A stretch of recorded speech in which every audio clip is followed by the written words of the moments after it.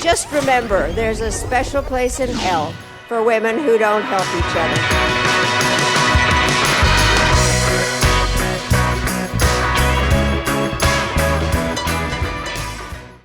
In the culture war, there are no winners, just podcasters.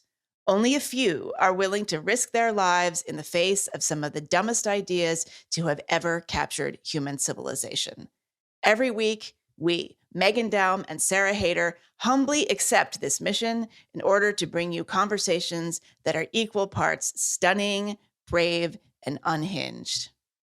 Sarah, you're looking very stunning and brave this morning. Oh, thank you, Megan. So are you. Extra stunning.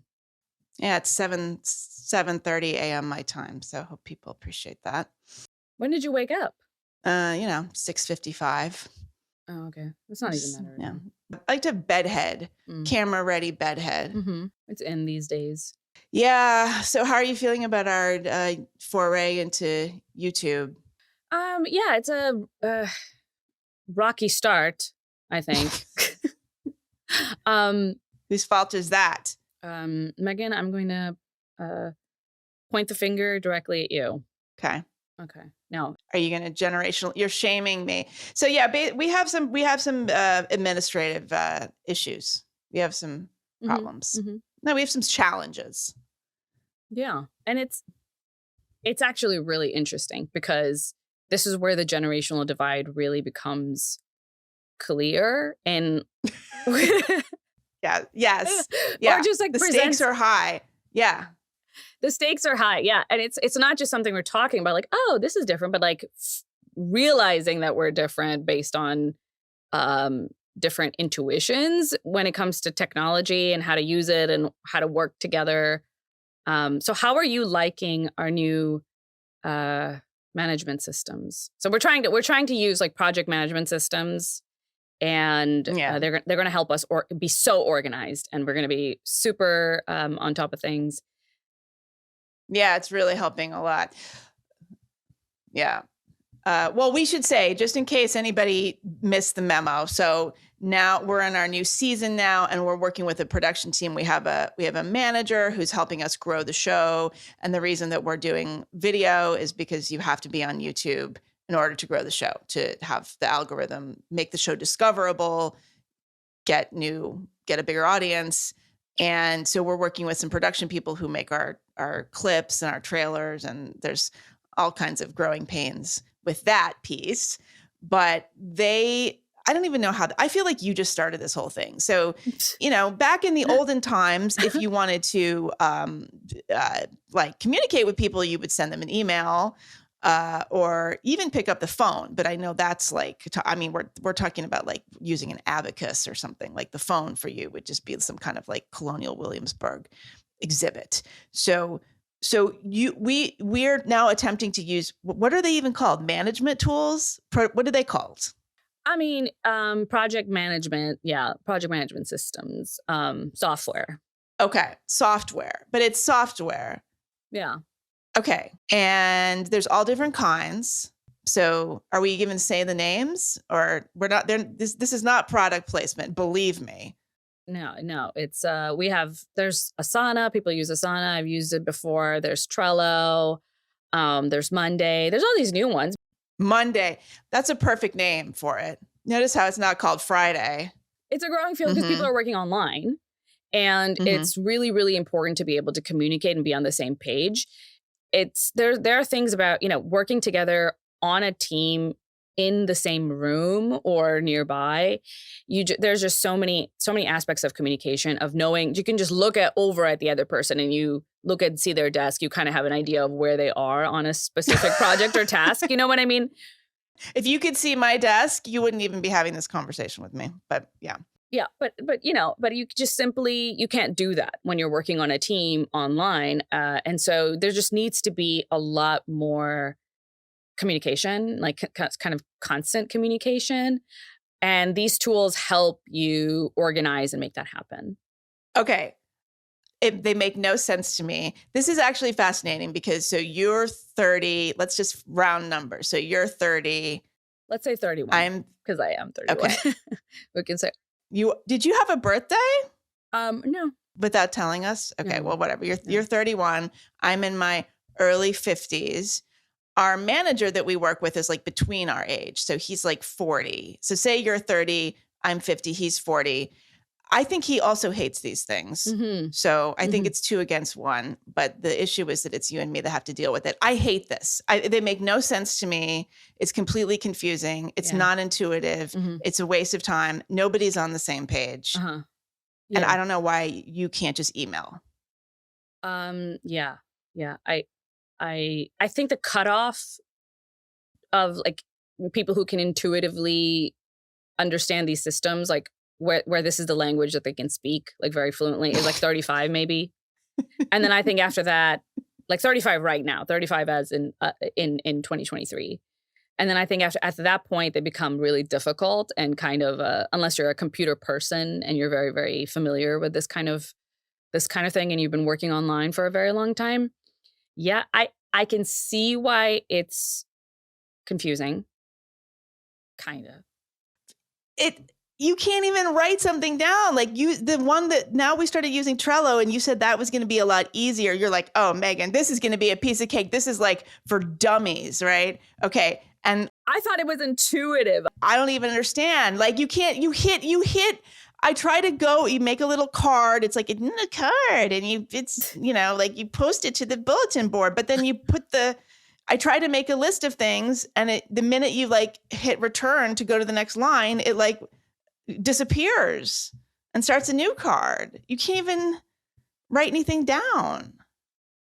You can. You just have to get used to slightly different ways of writing something down. But it's useful. Like without the writing part or the down part. You can write it and you can have it down. I guess like those adjective rules that or is it adjectives? Yeah, like the big brown bear kind of thing. Like there are rules to quantity goes in No, I don't know this either. Like there's a sequence. You don't know this? This is a generational thing too. Hold on. Okay, no, we have big to brown bear. I mean, honestly, this is how so do you have like my whole desk is like I have like little thing like I would like to know what your desk looks like. If anybody's watching us, I have like little sticky notes. Oh Look, my gosh. This is what I have. I wrote, this is what she says, show notes, doc printing. Oh my gosh. This is just randomly sitting here on my desk. I actually printed something out. Oh, wow. I print things out. I print things out. Okay. So here's what this is. I looked it up. So these are the order of adjectives. And we English speakers are not taught this in class because we don't need to learn it. But it's interesting when you hear about it. So the order is that opinion, size, physical quality, then shape, then age, then color, then origin, then material, then type, then purpose. It sounds crazy, but think about it from the perspective of the big brown bear. When I say the big brown bear, those are two. There's 2 adjectives there, and we will intuitively say big brown bear, not the brown big bear. Like brown big bear sounds wrong intuitively too. Well, it sounds racist. But it also sounds weird, like intuitively we know that there's an order. And in fact, it's a very complicated order. Let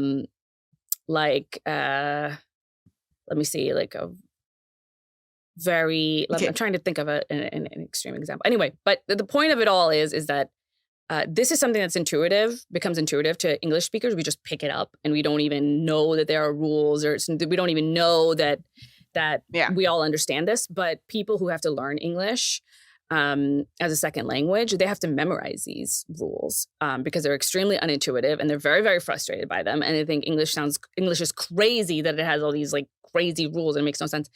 And it reminds me of what's going on. It makes me think of what's going on here with Trello because I think that there's in my brain. Yeah.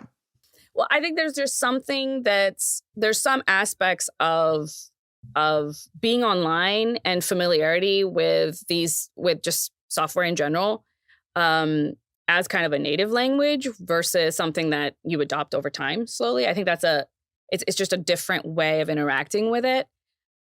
So I think it is hard for me sometimes to put myself into your shoes, and to be like, how is it? Well, like how, it's hard for me with my mom too. Like with my mom will say all kinds, like, yeah. I remember this was many, many years ago. So she wouldn't say something like this now, but I remember when I was very young and like got a desktop computer or something. And I was typing a bunch of stuff, just playing around. I was showing my mom, this is a word processor and this is what this does.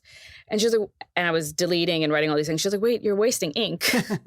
Okay. I'm not that bad. And I remember, and I was like, oh. And then we talked about it, but it was just something, she just hadn't encountered it. She hadn't seen it.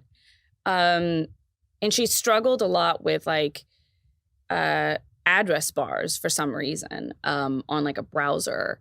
I don't know why that was difficult for her. She would try to write things down in the address bar. Well, ironically, now you can do that. Yeah, you can. Yeah, it's true. But there were. So she was ahead of her time.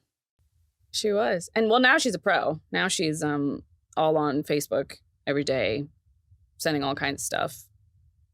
Well, that's very old. That's very old person. I bet your mom is like younger than me, if not my age. I don't even want to think about it, but I mean, she's also on like Instagram, on Snapchat. She's on all those places. See, I'm not even on that. Yeah, I'm a very late adopter. It takes me forever to do anything. I had a BlackBerry phone for a really long time. What I don't understand is how you can keep organized in the email. Like, it's just, there's so much going on. Then don't you have like dozens, hundreds of emails all the time? Like, yes, I have thousands, tens of that. But just search your email. Just go to the search thing and type and then it comes up. Whatever you're. But what if you don't remember? What if you remember only like the spirit of what was said, but you don't remember the exact word? And so the search won't find the exact word. Well, type the person's name. I mean, type the person's name and then you see what you said. But if I type up your name, I get like 100 emails. Yeah, but we can see what the last correspondence was. And to me, that's very. But what if I want to remember, like, the thing you asked me to do a month ago, but I forgot? Yeah, well, going on Trello is not going to answer that question because I probably didn't use it, and B, if I did, it disappeared into the ether and I put it in the wrong place. Okay. All right. So growing pains. I don't know. Look, if somebody wants to come to my house, this is also interesting because so this summer I was trying to learn how to do, this is how I can't even do audio editing. I was trying to do some very basic audio editing on GarageBand. And one of my listeners, actually a supporter of the various projects, this woman, she's a musician, Mia, she's fabulous. She's Australian. She's like a rock star in Australia. She volunteered to come over to my house multiple times to tutor me in how to use GarageBand. And she really did help me a lot. But the fact is that I needed somebody to sit there with me and show me. So do you need me to come over and? Yeah, I'm buying you a plane ticket. I had tried multiple times, endless times, to go on YouTube, to look at the tutorial videos, to learn how to do it. And I literally could not figure out how to, like, even where to put the cursor. Like, I needed somebody to physically sit there and do it. So yeah, because I think the YouTube videos, I understand that because the YouTube videos, they also presume actually a certain level of familiarity that, like, my mom wouldn't be able to. I'm not saying you're like my mom. Actually, yeah, I am. She's more advanced than you now, so it sounds like it. Yeah. But even she couldn't learn from a YouTube video because they explain to you what you need to do here in this like physical space. There's certain assumptions that they make about familiarity. Like what you were saying about, I don't know where to put the cursor. That's not something they're going to teach you how to do on YouTube. They're not going to assume that. I don't know. I think you need to be like under 35. Yeah, no kidding. For all kinds of reasons. And you know what it is? Also that I feel like I have encountered younger people who don't know a single thing about computers or don't know how to work computers. Like they know how to work it in a very superficial sense. So they can be like they can adopt a new software kind of, but on a basic level, they don't understand how it works really. They don't understand the backbones of it at all. And I found this really shocking because I just assumed that the younger you are, the more you're like understanding how technology really works, like not just on like the front end, like what you see, but also what's actually happening. What is the computer doing? Literally, and they're not actually teaching kids this, which is like so. No, it probably goes the other way. It's like air. It's like the air they breathe. So why should they even understand it? Yeah, but there's still certain things that you need to understand that are not apparent to you from what you're seeing, like on the screen. Like the logic behind what the computer is actually doing is not apparent.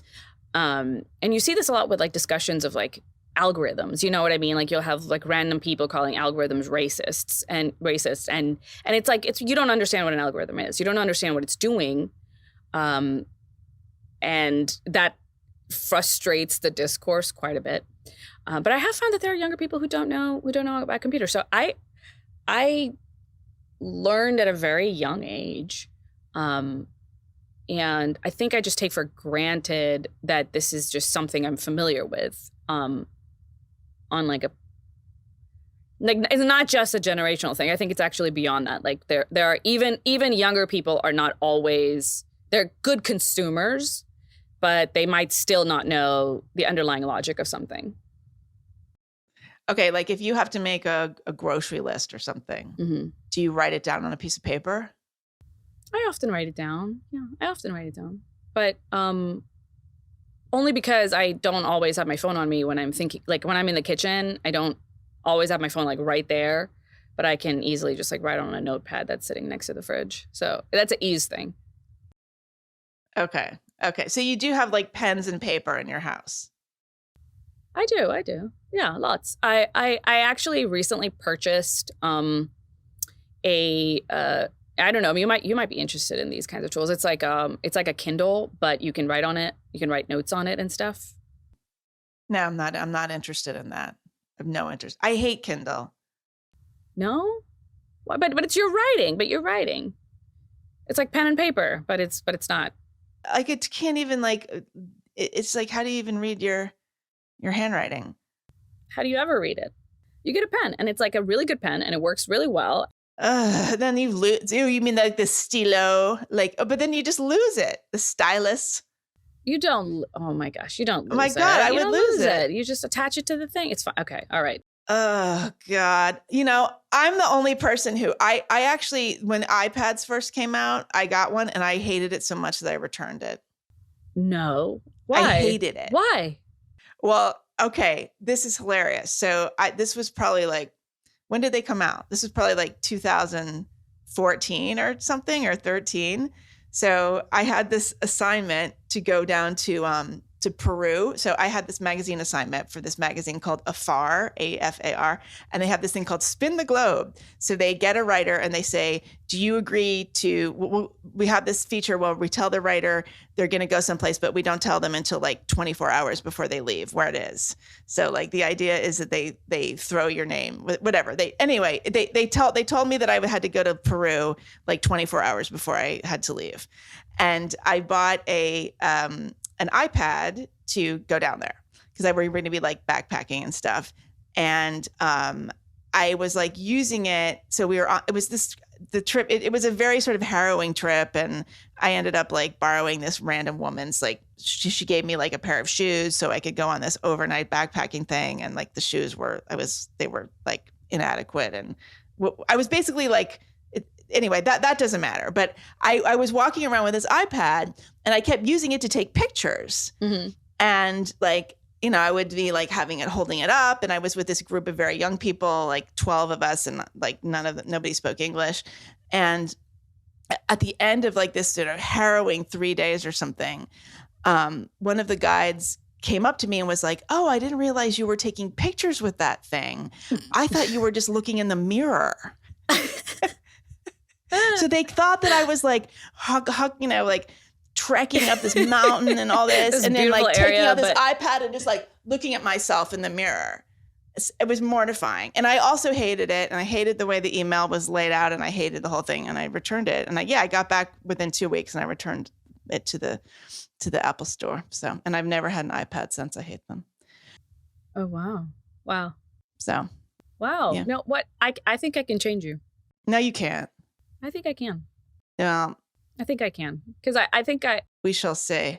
I think I understand like what's going on like psychologically. And I think I can, my mom is sitting there, an expert. I mean, but she's very good now. So I think we can do this. Are you gonna wear me down? Well, it's been almost a year. Well, I didn't know this about you. I didn't know that it was that bad. Yeah, I know. You never would have gotten into this with me. You would never have started this podcast with me if you'd known that I cannot use the management tools.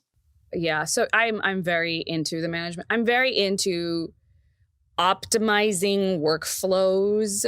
I think this makes me a really annoying manager to work with, like when I do manage people, because I'm always trying to make it better, like make the workflow smoother or cleaner or more organized. But everybody has to be on the same page in terms of adopting those technologies, because if they're not, it's not a page. It might start if it was an actual page. It's not a page. Okay. All right. Okay. It's like a weird space. It's like a weird rectangle on a screen that moves in a weird way.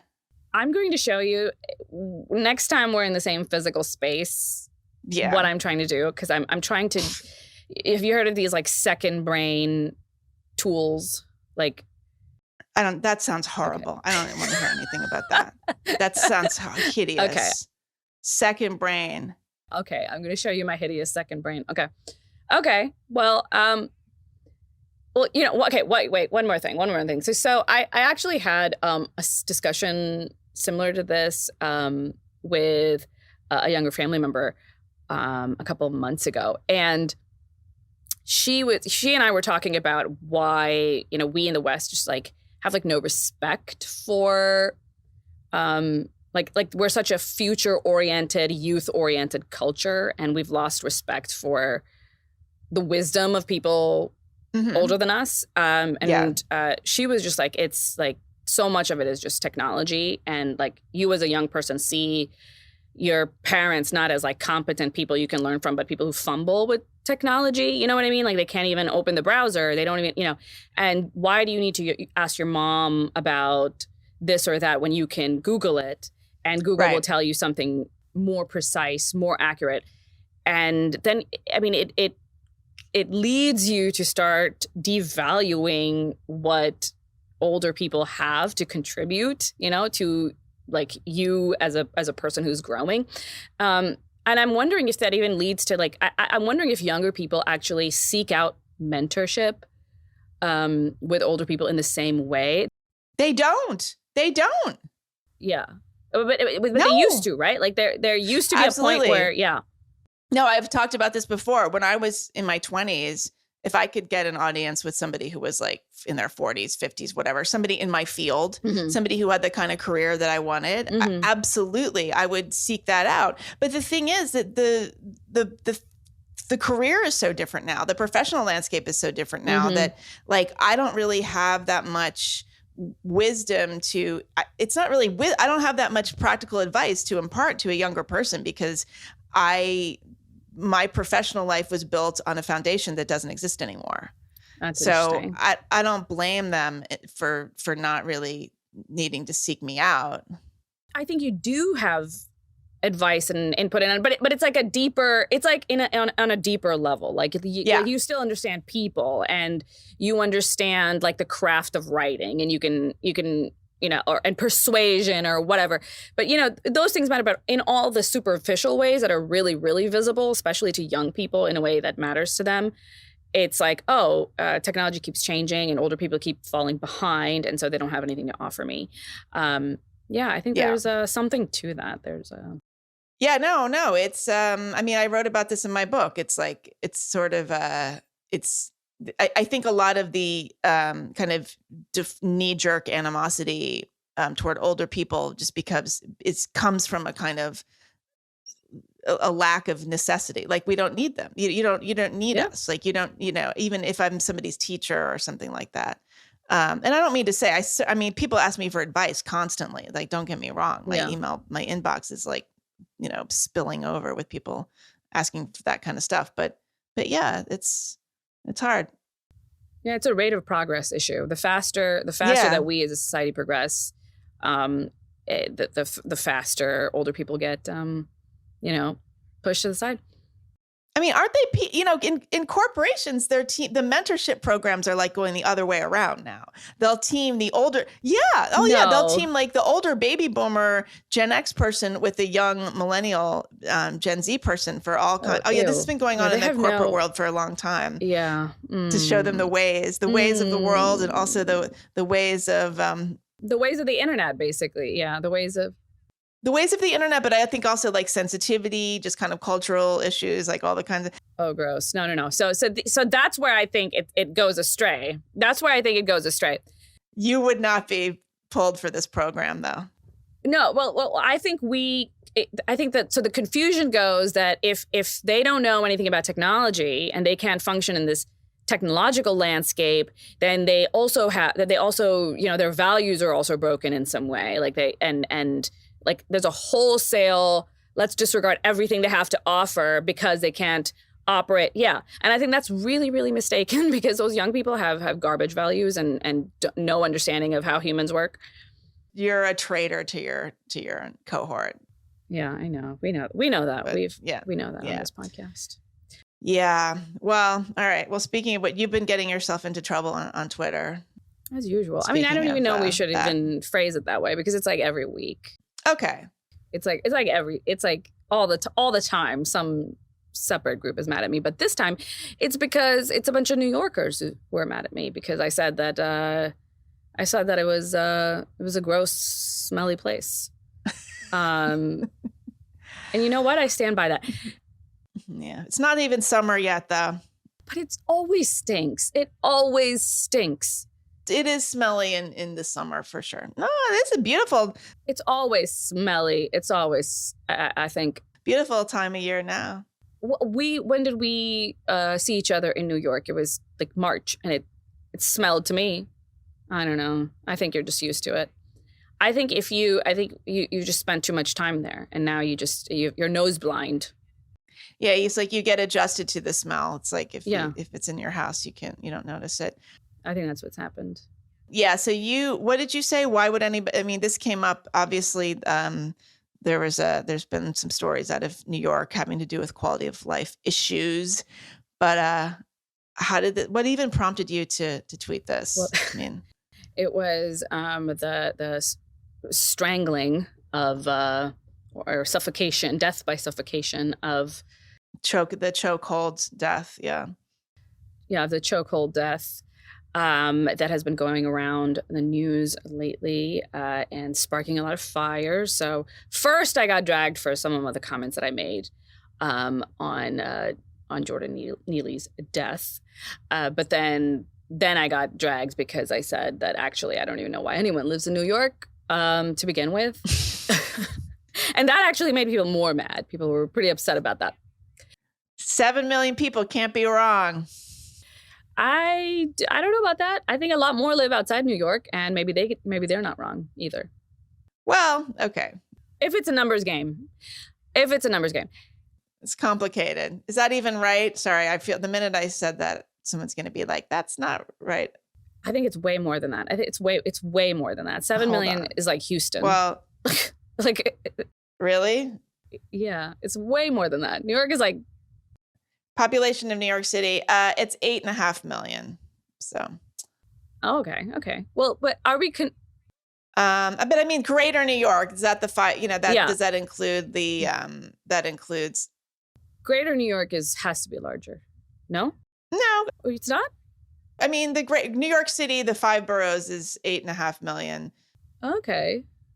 Actually, that's according to 2021, so it's probably less now. But there's also there's the suburbs. There's the tri-state area would be the tri-state area would probably be more equivalent to how you're measuring Houston in terms of sprawl.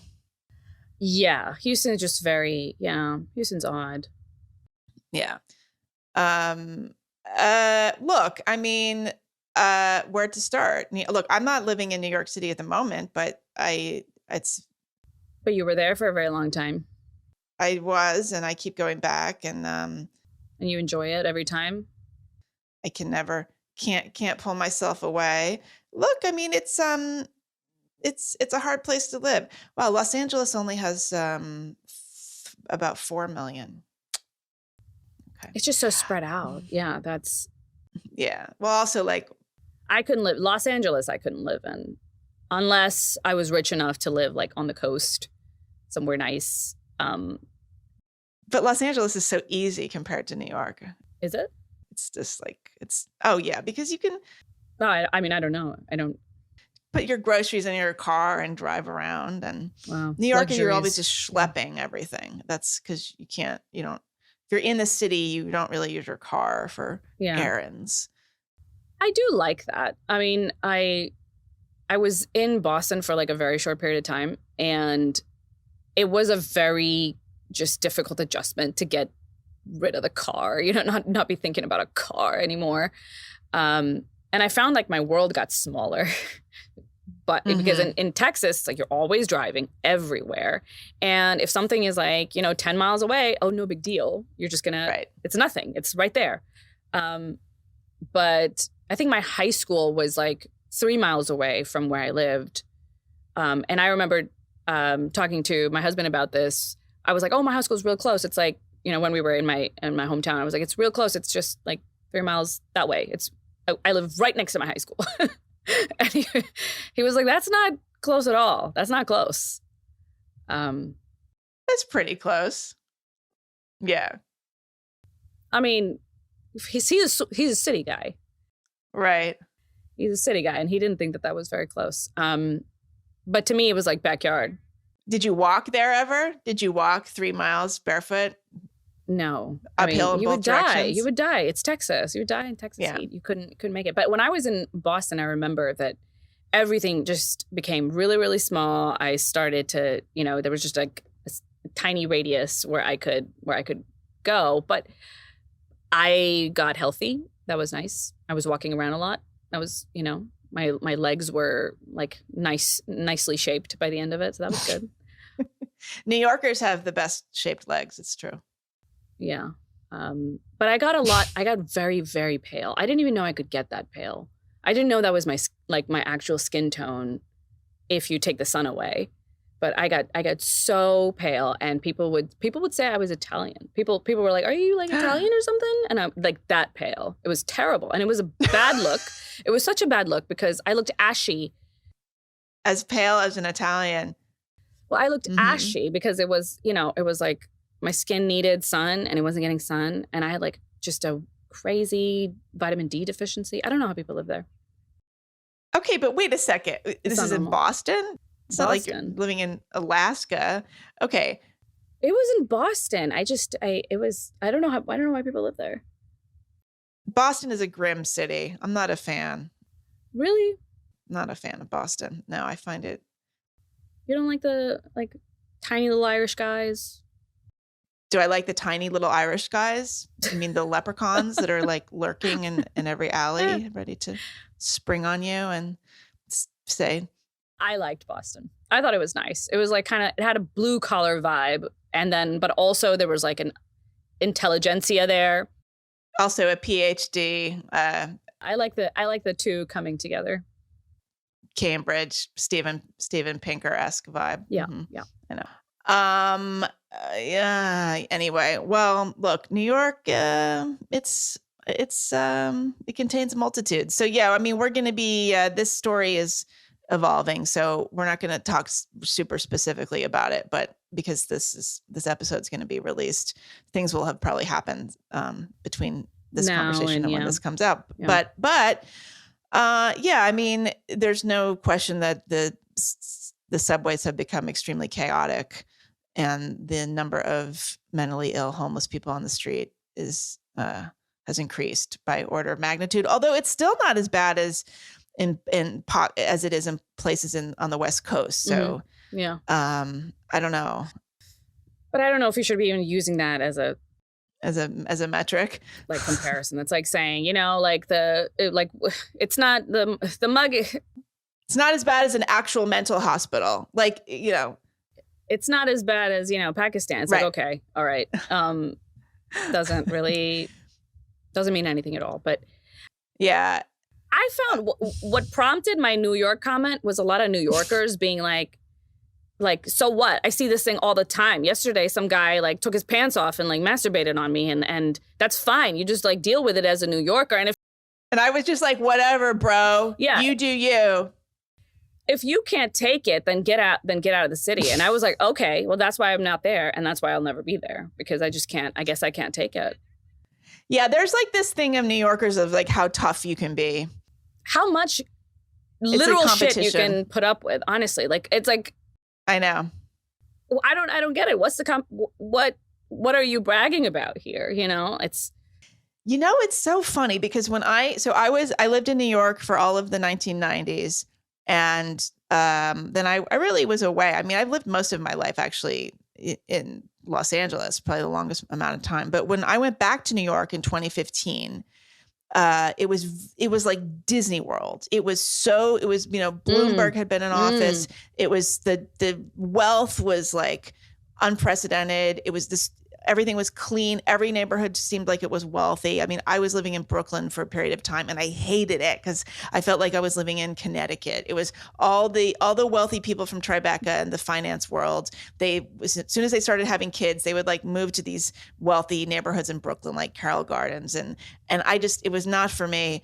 But I remember, and I also remember like riding out the subway to Bed-Stuy, at 11 o'clock, 12, midnight kind of thing. And people would have their laptops open, like, wow. Doing stuff on the subway. And back in the 90s, like nobody, I mean, if you were like a white person, never would go to Bed-Stuy. I mean, it was, these neighborhoods were absolutely cordoned off. Yeah. If you were like a person that lived on the Upper West Side, you were never going to go to Bed-Stuy. And now everything had been gentrified to the point where everybody was mixed in. You never really thought about crime. I mean, not that you're not aware, but one of the things I noticed was that the subway ads, and I think these are always a very good barometer of sort of like the kind of temperature, like the sort of cultural temperature of the moment. So there would be these subway ads for, various products, and they would advertise like, food delivery and all the kinds of, dating apps or whatever that they, Casper mattresses or mini storage, all the things that they advertise on the subways.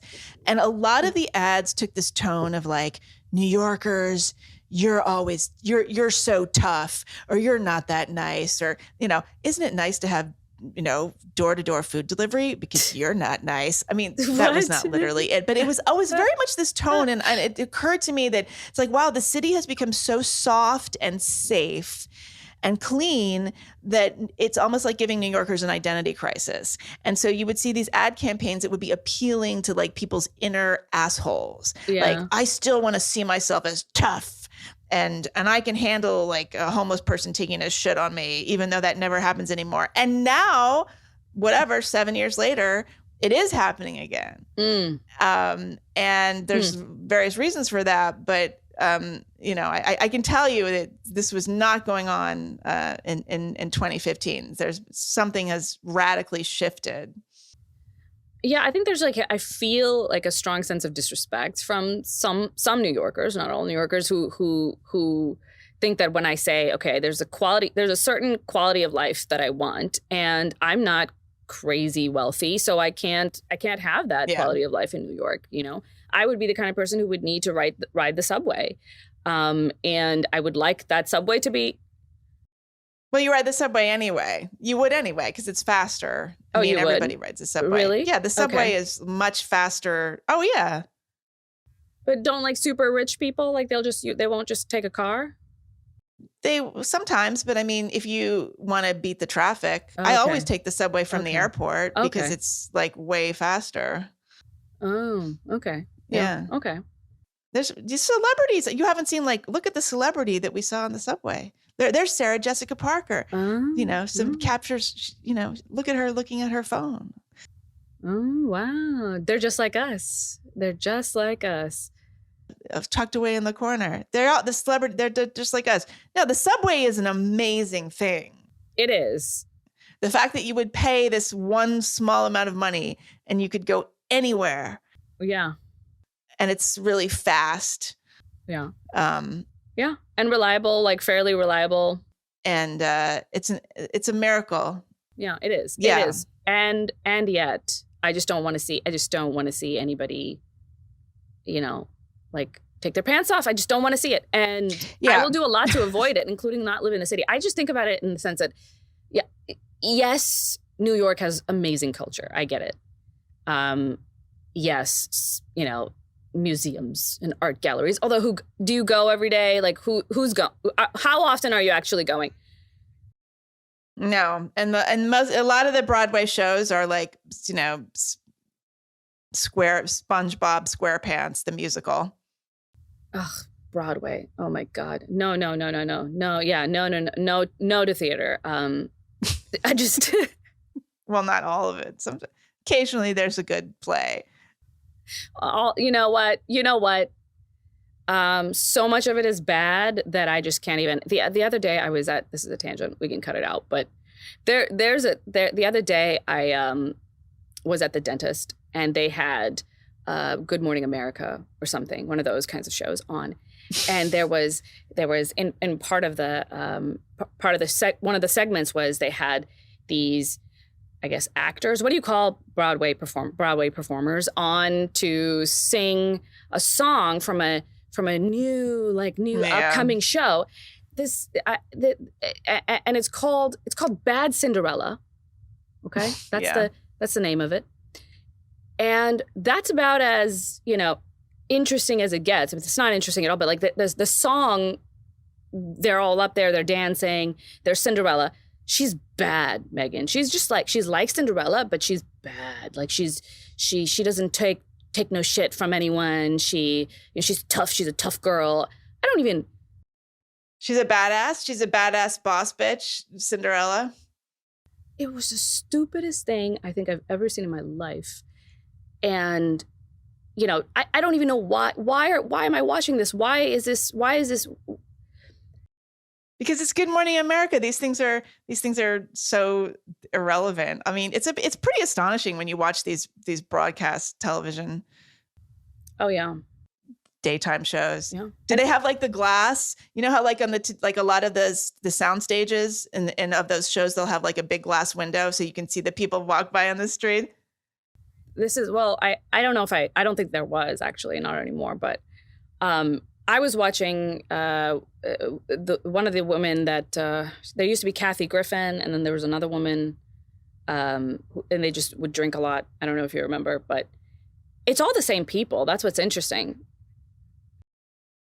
I don't think it's Kathy. I think Kathy Griffin is somebody else. You're thinking of you're thinking of Hoda and somebody else, yeah. But yeah, it's Kathy Griffin. Now it's just Hoda, right. And she has no interesting opinions about anything. I can't believe it's on. I can't believe people are watching it. I just don't even understand any of it. Anyway, so with the New York thing, I feel like Kathy Lee Giffords. That's not Kathy Griffin. Yes. You're right. Okay. Yes. Two different people. You're right. Mm-hmm. Okay. Yeah. Yeah. I mean, I feel like there are things that it has going on for it. I just don't know how much the average person actually takes advantage of those things. Meanwhile, you live in your house. Like it's nice to have a nice house because you live there. You're spending all your time there. I know. I love my apartment, though. The thing is, I love my apartment in New York. Can you imagine if, because all those, I think it's ABC down there. They have these huge windows. I think all three networks probably have this. Like they have their soundstage, and then it's on the ground floor, and there's a giant window, so you can see the New Yorkers walking past. You can see the people walking past on the street. At this point, it could just be like some homeless guy is gonna come up and rub himself against the window and jerk off in the background as Matt Lauer or whoever is speaking. Yeah, that might be Yeah, quality TV. that would be worth it. Well, there is good stuff on Broadway. I saw the Lehman trilogy Okay. a couple of years ago on Broadway, which was excellent. One of the best things I've ever seen. Are they like? But I just feel like everything I've ever seen done by theater people is just so annoying. You know what I mean? Like, it's like, You don't like any theater when it's by theater people. You don't like Hamilton? You're not a Hamilton stan? I think Hamilton's I think Hamilton's overrated. you're allowed to say that now because I he's think been it's canceled overrated. now. You weren't allowed to say it like 5 years ago, but you can say it now because he's like he's been canceled. He has a lot of. Well, if he's canceled, then I'm for him. If he's Okay. canceled, then I think it's great. Then you like Hamilton. Okay.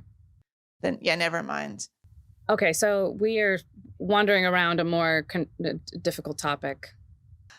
Yeah, look, I mean, it kind of reminds me of the Bernie Goetz case, which was that back in the 1990s when this guy riding the subway. There was so much in the 90s and the 80s. There was so much there was so much crime on the subway, and people were being harassed all the time. But it wasn't by mentally ill homeless people; it was by bands of young men, young Black men, who were. There's not really like a formal gang kind of thing in New York, but just, very, very young, kind of roaming, violent, aggressive Youths. Yeah. guys, youth. And it was scary to ride the subway. I mean, you were definitely like looking out for people in a different way that you are now. And yeah, this white guy, he was, I don't know, he was probably in his 30s. I should look this up.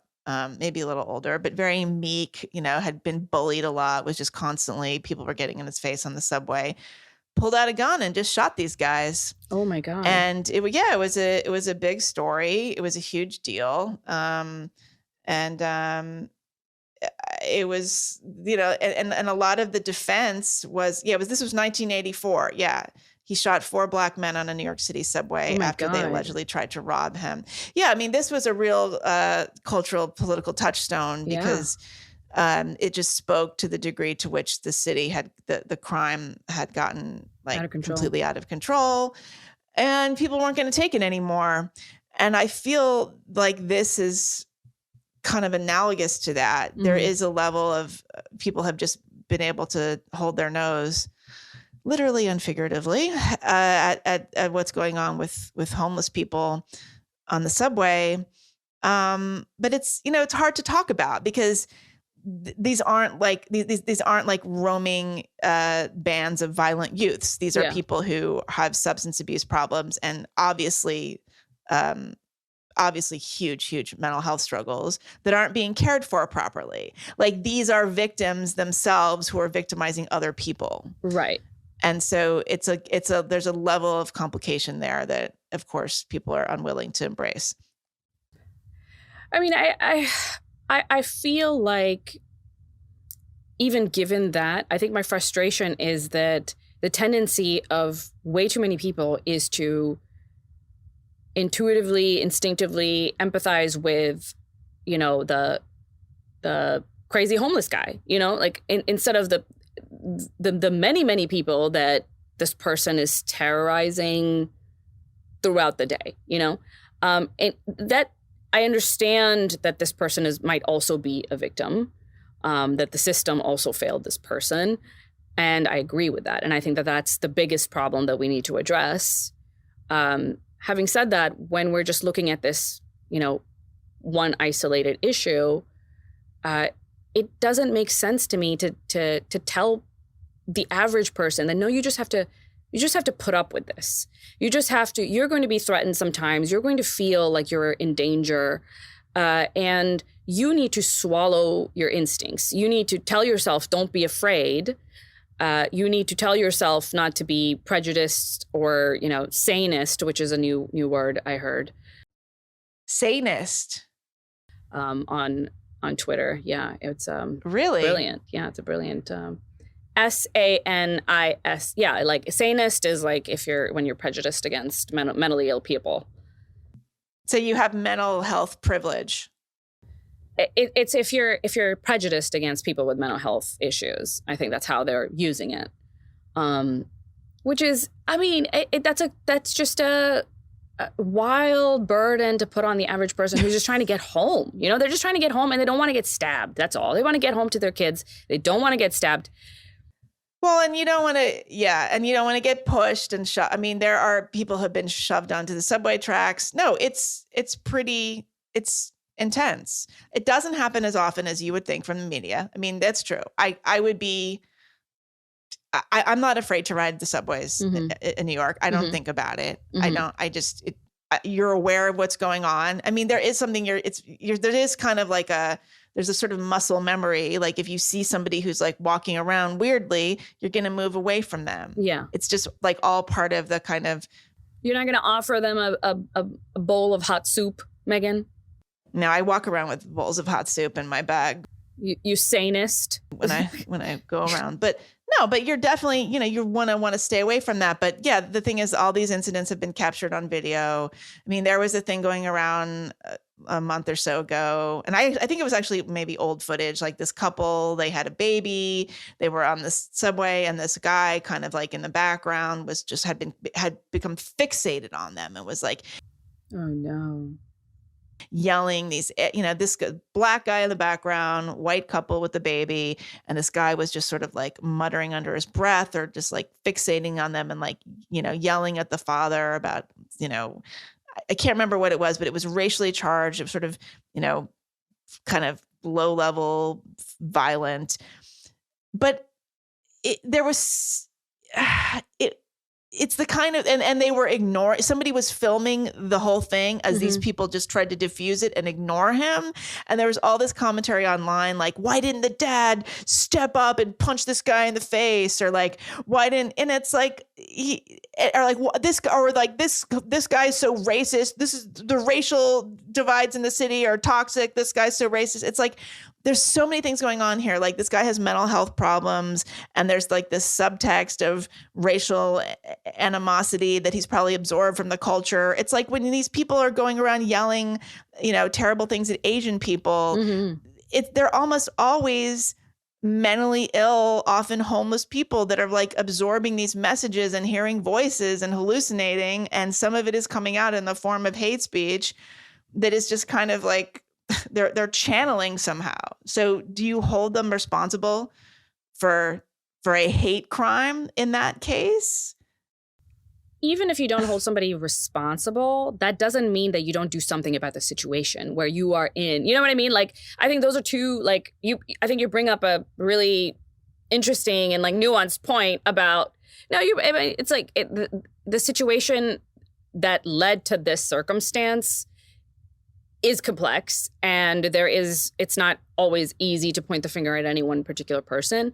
But even given that, in the scenario where, you have person A that is encountering person B that seems unstable and seems like a threat and is saying threatening things, there is a way to, you don't now think about, was this person just not loved enough as a child? Did his dad not give him enough hugs? You don't think about that. You protect yourself and you protect your family and you protect other people around you who are innocent in that particular scenario. You simply can't operate on the level that it seems to me that so many people want us to operate on, like to presume all these things about an individual. And in a real life encounter, in a real life situation, you have to deal with the information presented to you right then and there. And the information presented to the people in that encounter was, from what we know, a man who was yelling abuse and threats at others on the subway. That's what they knew, and that's the situation that they acted in. And those are and then some of those acts were are now being called deliberate intentional murder, which I find really, really disgusting. I saw a tweet by AOC, of course, very nuanced AOC. She tweeted, She's our nuance queen. Jordan Neely was murdered, but because Jordan was houseless, that's a new one. Now you can't say homeless. That's bad now. You have to say houseless because maybe they do have a home, you know, like their home is in a box under the what? A lot of people on the street do actually have families who are looking for them. I mean, this is another issue, but yeah. Yeah, but what is houseless? Why do we have to say houseless? Just say unhoused. Is it unhoused or is it person of no house? I mean, is it unhoused or houseless? Yeah, I think unhoused is actually the most new. It's like the most woke term. So she's already out of date here. Okay. But anyway, she says, but because Jordan was houseless and crying for food in a time when the city is raising rents and stripping services to militarize itself, while many in power demonize the poor, the murderer gets protected with passive headlines and no charges. It's disgusting. Murderer. No, I mean, the guy, they're going to have to prove intent. That's not. You have to prove, but it's clear that's not what he wanted to do. Right. I mean, it does seem, I mean, from what I read, it does seem like this guy sort of jumped in. There's a slight Kyle Rittenhouse factor here, perhaps. Yeah. Maybe he wanted to get in on the action. I mean, it seems to me in this kind of situation, what you want to do is de-escalate it, which jumping on somebody and putting them in a chokehold would not be an example of. But we don't actually know whether that was possible. And you can't always de-escalate situations with very mentally ill people. Like there's not. No, and the fact is, I don't know where the other thing is, like, how are the cops being deployed? Because I would really like somebody to, maybe we could get somebody in here to talk about this because I can't figure it out. There are not fewer cops on the streets. Yeah. There used to be cops on the subway all the time. And you don't see them nearly as much anymore. If there had been they're not policing. If there had been but I mean, but there's like several different issues. Yeah. I mean, the police are not able to get people off the street. You cannot force somebody off the street. So you're constantly seeing these negotiations with cops and people on the street. And they're like, hey, are you okay? Can we help you? Can we take you somewhere? Can we bring you somewhere? And the person says, no. But then, in that kind of situation, I think that the police presence would have probably prevented that from happening. Well, police that actually can't do anything about the situation or not. That's like yes, there's cops, but the cops need to be able to police. They actually need to be able to protect other citizens. And if that had happened, this guy would be alive. You know what I mean? Like this guy would be alive today if he had been actually taken off the streets when he should have been taken off the streets. And he wouldn't have threatened anybody and he would have lived. So what I don't understand is how we can move past this situation if it's always incumbent on ordinary people to just, not act, not protect themselves, not look out for the interests of their own family and their own well-being. Like, it's just, think about how hungry this guy is, I find it really perverted in how inverted her sympathies are, like AOC's sympathies, which is for this guy who has, a long history of assaulting people, like long history. Oh, I know. He had 42 arrests. Yeah, apparently he had 42 arrests on charges, including petite larceny, jumping subway turnstiles, theft, and 3 unprovoked assaults on women in the subway between 2019 and 2021. Yeah, there were. I was reading accounts of these women who were, punched in the face. Like this was a 65-year-old woman who was randomly punched in the head when she was just like in a deli, and. She said that she thought that the judge would have to force him to take medication for his clear, like, psychiatric problems. But it seems like he didn't, or he got out of it, or whatever happened, but he got out of the system. And it's just, what do you want people to do in this situation? People are not perfect gauges of threat levels. They don't always use appropriate force. They're not trained to use appropriate force. They're acting in self-defense, and they will. If you rely on citizens to defend themselves, you will necessarily have more excessive force, more deaths, like needless deaths, than what we would have if we actually had effective, humane, well-trained, like, police force. And I just don't know if this is something that some politicians understand, like, truly understand. And I also saw a lot of people, making the same refusing to make the distinction between manslaughter, accidental death, and murder, which is intentional death, which I think, especially coming from a politician, is really obscene. Like, for a politician to say this guy killed him when, intentionally murdered him it's obscene. But she's going to get away with it. She always, it's her base is. You're talking about AOC? AOC, yeah. Her base is will just eat it up. But beyond that, there's just a lack of understanding of what force means. You know what I mean? Like, it seems to be that there's an. Yes, use of force is something different than police brutality, right? So, yeah.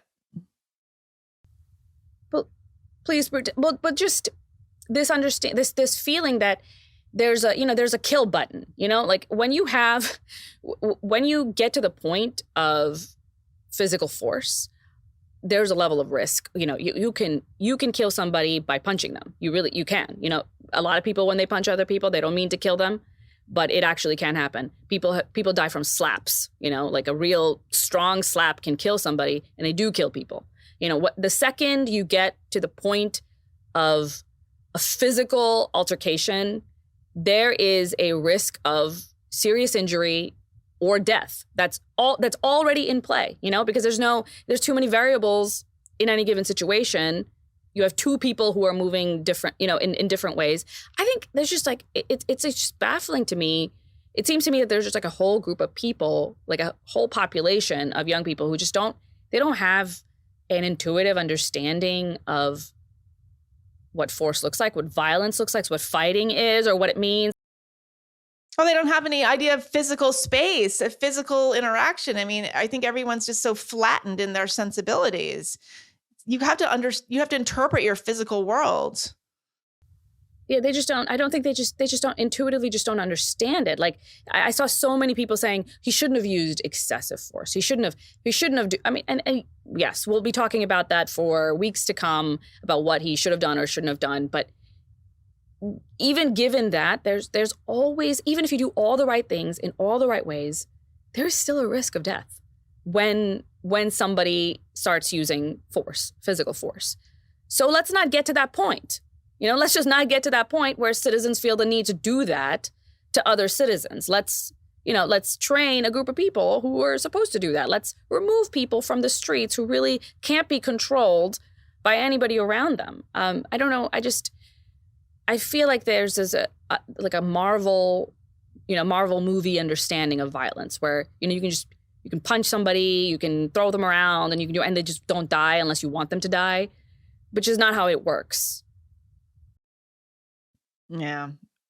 I mean, this is why we had groups like Guardian Angels back in the 1980s, this community policing concept. Like, there was this group, Curtis Sliwa was this kind of cult figure. I think he's now he's like a radio personality in New York now. He may have run for office, but there was this sort of civilian patrol, and they had these little uniforms, and they were called the Guardian Angels. It was men and women, and they would ride the subways, and they were not armed, but they were very kind of big and tough sort of types. Mm-hmm. And the idea was to protect people on the subways because the cops were not able to do the job. The city was bankrupt or coming out of bankruptcy from the 70s, and it was tough. But I guess, what people in big cities would say is that, okay, well, you can say all that, but there are people, we have armed citizenry in other kinds of places. The fact is that New Yorkers are not walking around with guns the way people are in a lot of other places. So I think New Yorkers would say, well, okay, we have crazy people on the subway, but I don't worry every time I walk into a mall, I don't worry that a shooting's going to happen. I don't think most people, I mean, shootings they're actually not that common. Like nobody Right. really worries about that. You know, I don't think that's a real. But they do worry about it. I mean, I have heard a lot of people say increasingly that they do worry about it. Really? That they do worry about their kid. Yeah, a lot of parents tell me that they're worried about their kids in school. Yeah, the school thing. I think that. But you can say that actually doesn't happen that often. We every time it does happen, we see it and we hear about it, you know, many, many, many times over. Yeah. So the same thing with what would happen on a subway. I mean, it's definitely, I'm not going to pretend that this is not happening on the subway, because it does happen and it's constantly annoying. And I think you're right. Like people can't tolerate it anymore. But it's not just about people tolerate. It's just in a situation where something like this happens, even if it happens very infrequently, if you're put in that specific situation, there is a risk of something really bad happening, you know, and just happening, not because anyone intended it to happen, but because there's a lot of unknown variables. There's, you know, people have different states of minds when they do things. People have different physical tolerances. So there's somebody who might not die when being put in a certain position, but there's another one who might die because who knows what kind of, you know, health problems that they have going on. There's just a lot of unknowns in that given situation. So even if this is a very infrequent thing, what frustrates me is treating this encounter as if, you know, as if it's murder, it's sanist, and demonizing this man who, you know, maybe at the end of the day, maybe in weeks from now, we'll find that he doesn't deserve to be demonized. Like there was something we're not understanding from the situation. There's something we didn't hear. But from what it looks like at the moment, it doesn't seem to me that what he did was crazy. It doesn't seem that, you know, that he had any intent to murder anybody. No, of course not. So it's just, it's frustrating to see people who should know better, you know, run with this anyway, and kind of show off about how tolerant they are. And how, you know, look at me. I don't think, you know, I support mentally ill people, and you just don't have a heart, and you just don't have. Well, it's a virtue signal. You don't have any humanity. You know, have some humanity. And I just can't. I can't tolerate it. I just can't tolerate it. It's just constant virtue signaling, and I don't believe for one second that these people actually behave this way in the real world. Like, I think this is the kind of thing that they say online and to each other, but when it comes down to it, like, they would behave just like everybody else. If they saw somebody like that, they would look away. They would run away from, they would go to the other side of the subway car. You're constantly stepping over these people. I mean, that's the thing about New York, is that it does wear down on your own humanity, because in order to walk down the street, you have to have this like tunnel vision, and you ignore people who are coming up to you or like asking for things. There are people passed out in the middle of the street on the sidewalk that you are literally stepping around. I mean, if somebody comes from out of town and walks around for the day with the New Yorker, they would be absolutely appalled at the coldness with which the New Yorker has to move through the world. And I think that people feel guilty about that. I actually think you're onto something, because I think that the public virtue signaling is sort of almost a coping mechanism for the way we've had to just shut down our own kind of humanity to get through the day. Yeah. I remember even when my mom came to visit in DC. So DC doesn't have the same problems of New York, at least DC at the moment, because quite gentrified. Still, we have some homeless people. And when my mom came, we kind of had a little bit of an argument. Like, this is the first time she visited, because we're just trying to walk down the street, and there are multiple people who are asking for money. And some of them are women. And often I notice that there are women who will have like a baby with them or something. And they'll be like, This is my baby, and help me feed my baby. And I'll see those same women there over and over, you know, like, it's kind of like, it's but you just have to ignore them and walk, just. Yeah. And it's terrible to do that. And the first couple of times I encountered these people, I gave them money because I was like, oh no, And I even went home one time and looked up women's shelters because I saw, one of these mothers, and I was just so like, oh no, like she needs help, And I'm going to go back and I'm going to give her this sheet of paper, and she's going to have she's going to know where to go and that kind of thing. And a sheet of paper? Sarah, you should have sent it to her in a management tool. Well, she definitely had an iPhone and could have just taken, but I thought, I thought this is a person who needs help and I need to help them. That was my initial intuition upon encountering that. And then my mom, by the time my mom came, I'm like a jaded, cold-hearted person and just walk right past these people.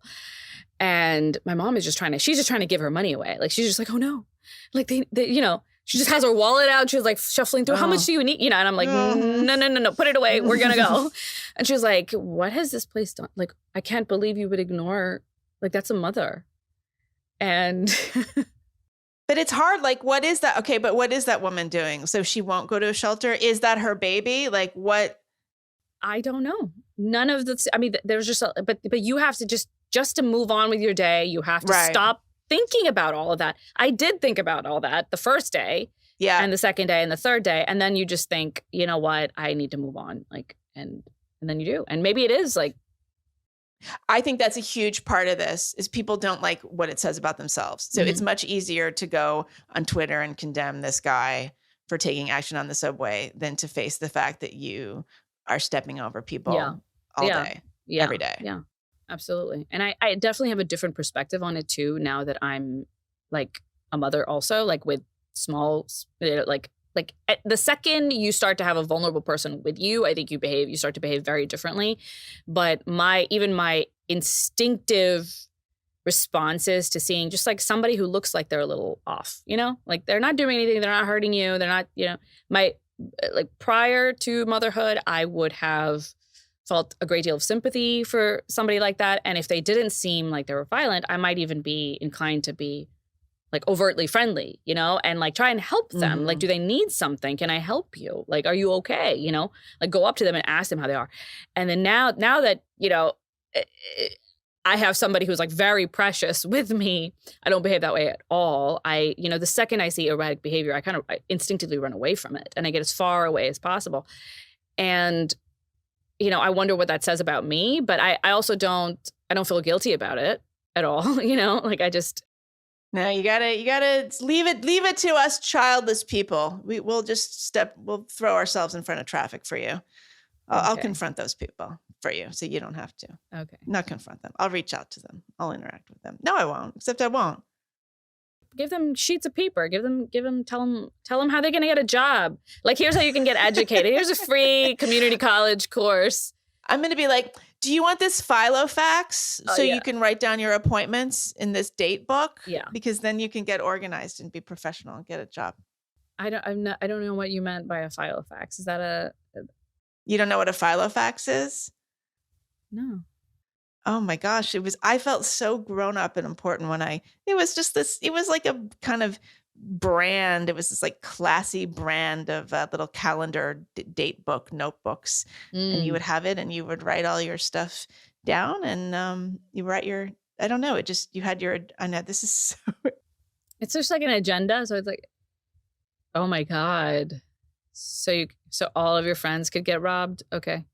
Yeah. Okay. Well, no, you don't want to lose it. But it was like a nice little book. It was like a little book and it had a leather cover and it would snapped and you opened it and you saw your day and you wrote everything down. And no, I get it. I used to have a lot of notebooks when I was younger. I just wouldn't have thought of like a brand name or anything. But I definitely had a time of like heavy physical like notebooks and writing a lot in them and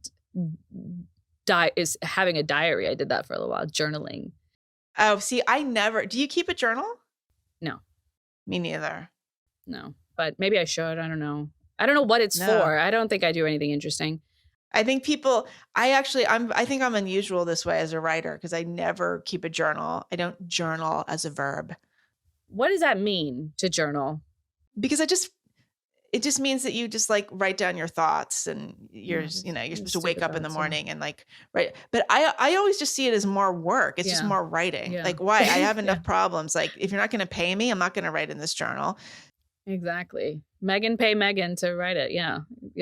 Exactly. But people go back and read them. I mean, I think it is instructive. People say, wow, I went back and read my journal from 20 years ago, and I can't believe that I was obsessing about this same thing that I am now, or I can't believe this thing that I thought was such a huge deal. It's just nothing. I do think it's instructive to go back and read what you were thinking a long time ago.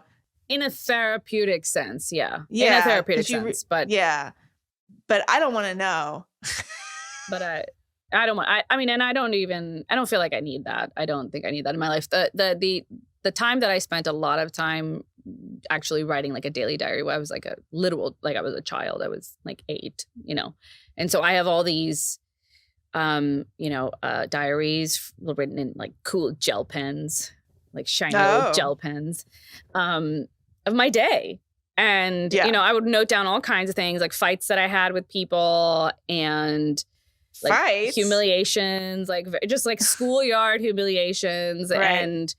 And it's just like a funny little thing, it's like, oh, that's the way I used to be. And that's funny. But I don't get any other value from those. It's just like a little snapshot into the mind of an 8-year-old. But do you want to see into the mind of an 8-year-old all the time? No, but it's just like an album, like it's a time capsule.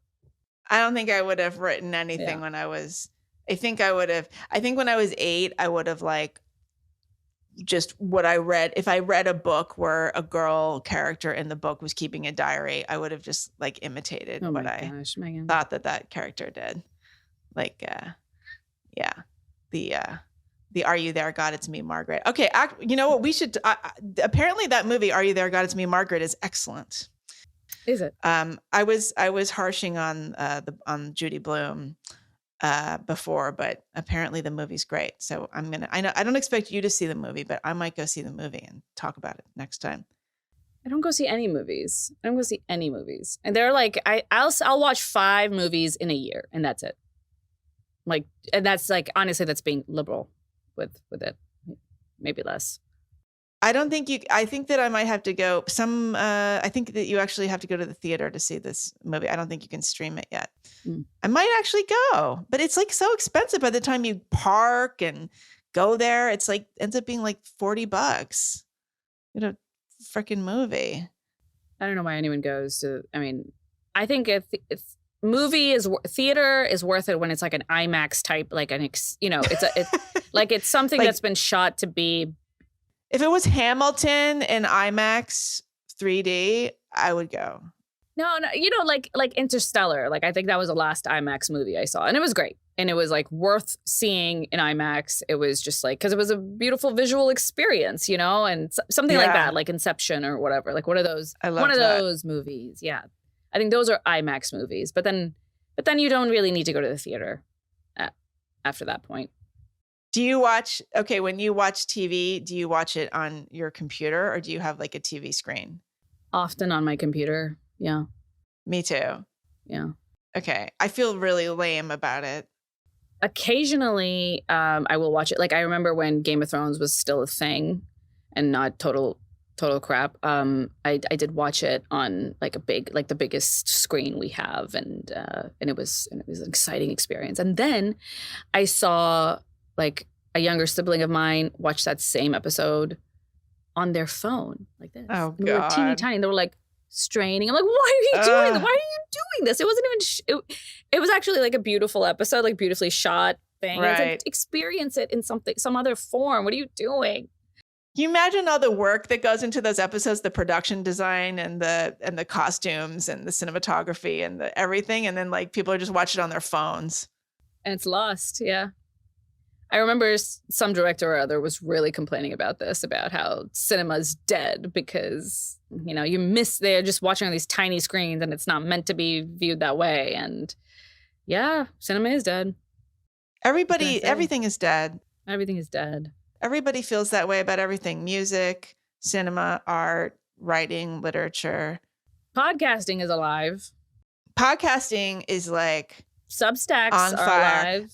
Sadly, yeah. If people aren't watching our YouTube version on the big screen, they're missing a lot. They're missing a lot of production design and very carefully thought through costume, hair, makeup, artistry. Yeah, I have we both are looking very wintry, even though it is May today. It's freezing here. I don't know about you, but it's been like, it's cold. It's chilly-ish here too. It's chilly. I've had a fire in the fireplace the last couple nights. Oh, you have a fireplace? Yeah, that's nice. I do. That's cute. Spontaneously, I came home. There was a fire. I don't know who put it there. No. Yeah. So, wow. Well, all right. So before we go to the bonus, do you want to talk about anything you've been writing or doing? Yeah. I've been writing a lot more frequently on my Substack, and people seem to be enjoying it. And in this last post, I wrote a little bit about my conversation with Louise Perry, who is a very exciting and interesting thinker, and had a very interesting book come out on the sexual revolution. The Case Against the Sexual Revolution. Yes, she was on my podcast. Yeah, a very, very, very interesting book. And so I was on our podcast a little while ago, and it was interesting. We discussed religion quite a bit. We discussed motherhood and the need for, I guess, thriving communities. And so I wrote a little bit about that on my Substack. I also wrote about why I don't think I'm a TERF, and I wouldn't self-describe. I wouldn't describe myself that way.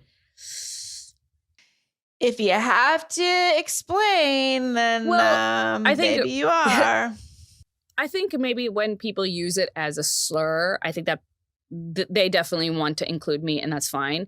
I meant in the sense that outside of the slur context, I just think I don't know if I feel aligned with the gender critical feminists or the radical feminists in anything outside of maybe this issue.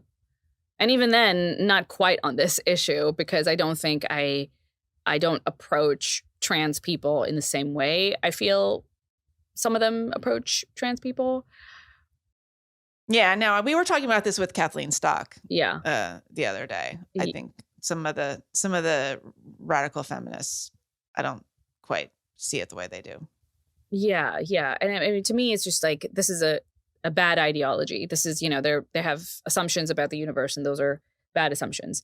And in that sense, I agree with the radical feminists. I think they're right. Like the gender critical feminists, I think they happen to be very, very right on this issue. Having said that, I don't know if we're allies beyond that point. I don't know if that label really describes me, because I find so much of feminism, denies the reality of sex differences. Just they'll accept it. They'll accept it when it comes to this issue. They'll talk about, how men and women are so different in so many ways, and that's why you cannot have biological males in biological female spaces. But then, you can't just have that logic applied in that specific isolated case and ignore it in all the other cases where it makes sense to also apply it. Right. And that's the feminist, that's what feminism has been doing up until right at this point, up until just right now, where a small percentage of them have cleaved off. But it's a thread that, it's a line of logic that very clearly led to this point. They're just taking it, gender ideologists are taking it one step further.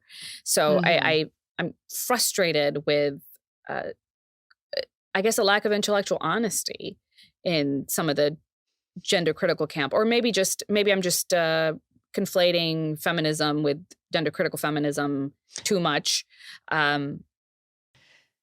No, it's true. I think you make a good point. It's sort of like, oh, well, we didn't mean this. We've been saying this up until this time, but no. Yeah. Not over here. Yeah. I mean, Yeah. it's a kind of it's a priming, right? Like we've been primed to believe that actually men and women are not, we're not different in any way that matters. Where when it comes to participation in society, we should expect everything to be equal. Otherwise, there's evidence of prejudice or there's evidence of some kind of unequal treatment somewhere down the line that led us to, not enough girl bosses in, Fortune 500 companies and, too many, boy bosses or whatever. But like, we've been primed to believe that there's something wrong with that because men and women are not different, or not different in any significant, meaningful sense that might lead us to this point. Feminists did that. Like, that was feminism. That's what that was. And I agree with them in some cases where, I think, maybe if there is a difference, we should, in many ways in society, we should pretend as if there isn't and treat individuals as individuals. Like, I think there is a separate case to be made for treating people as individuals, and that is valuable, it on its own, because even within women and men as populations, you see a lot of individual differences. So it makes sense to treat people as individuals. Having said that, then when we look at societal trends, we shouldn't be shocked when we see proportions of things being, unequal. That's actually what we should expect. If society was indeed fair. So I just, very annoyed by all of that. So do you think the dam is breaking though? People are more willing to talk about it. Something's changed. Definitely. People are more willing to talk about it. I think that's true. I don't know if the dam is breaking because the problem with this issue is that there are too many people who have gone too deep, by the time you have modified your body in this way, like permanently sometimes, it is really important if you are that person to then pretend as if, to then continue to feel as if you have made a right and good decision. Because it's too late to go back. And that feeling of regret isn't always helpful. And a lot of people, necessarily for the sake of their own egos, don't want to go there because that will cause a lot of pain. And sometimes pain that might even be unnecessary because it's too late, it's too late to go back. Yeah. So I think that we will have a large segment. I mean, not large, but let's say a significant segment of the population that will have walked down this path to a point at which now they can't really go back. Now you can't just hit the reset button easily without creating a lot of social chaos, but also physically there might not be a way back. And those people are going to resist, even if the dam is break, even if people are pushing back against medicalization of children, even if there's a lot of public, awareness of the potential downfalls of gender ideology, there are increasingly more and more people who are emotionally invested in this being true. And their parents. Yeah, and their parents who facilitated it. I mean, that's what I can't imagine being a parent who made that decision or had this happen on their watch, and then even being able to entertain any shred of regret. I mean, they're not going to. No, I think I might have said this before. It's like when you see people online, I often see parents say things like, look, we're just trying to raise our trans kid here. It's hard enough. Like, well, I don't want to hear about this legislation. I don't want to hear about this pushback. Just leave us alone. It's hard enough to do this. Yeah. And what they're really saying is it's hard enough to live with this decision that we've made. And you can't reverse it, especially with children. Yeah. Oh, yeah. No, I mean, it's unimaginable. I mean, there are so many things in life that you just have to sort of reframe in your own mind because the decision has been made. It's this idea of regret. I was having a conversation with somebody recently. Can't remember what it was. It was with Stella O'Malley. She was on The Unspeakable. And she's talks about these issues a lot. She's the co-host of Gender: A Wider Lens. We were talking about just adolescent psychology more broadly, but she said, admitting regret or even facing regret is incredibly terrifying because you have to just incorporate it into your mindset. Yeah. You can't fix it. By definition, regret is not reversible. Yeah. It's a fixed state. Yeah. It cannot be fixed. Yeah. It is fixed and it cannot be corrected. And so I think that that's something that people are just going to have to assimilate into their minds. I don't think they're just not that. Yeah, they're not going. I can't imagine those parents eat. I just can't. I mean, of course, some percentage of them are just like narcissists and don't care, of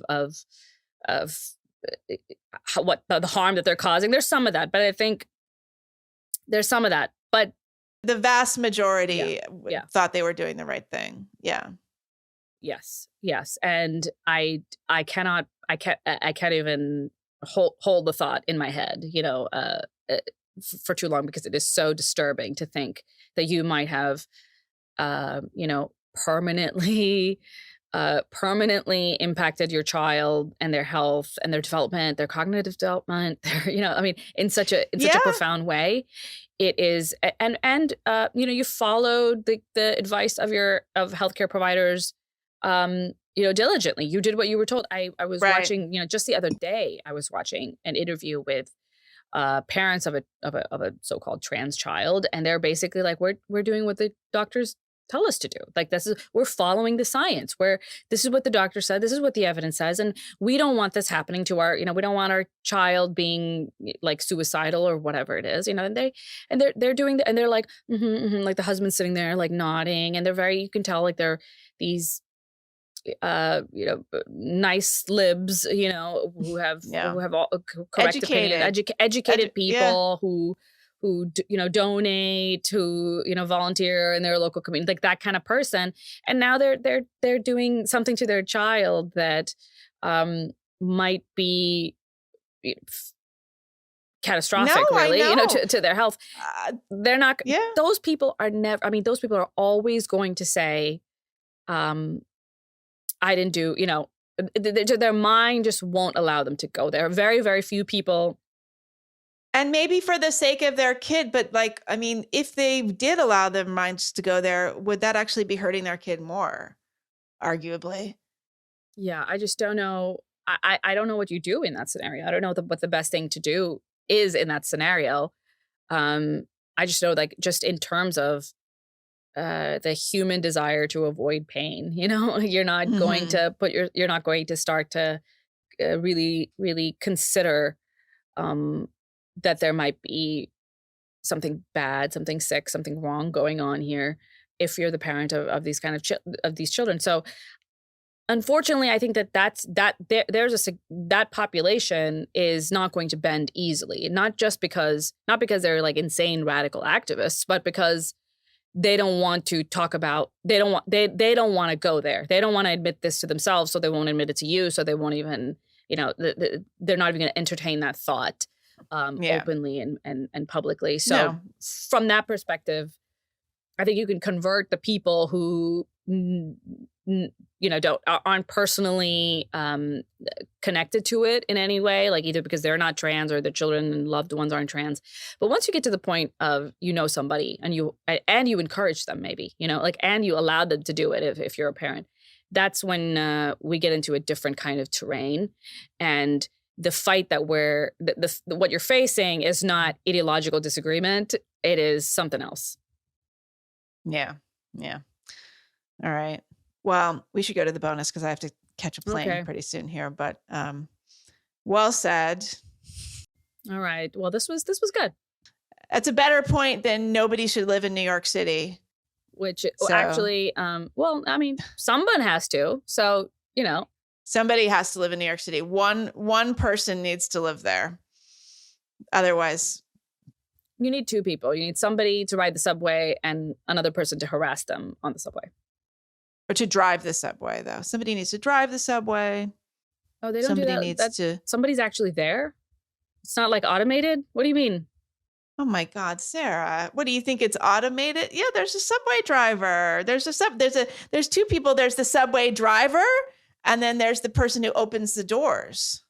What?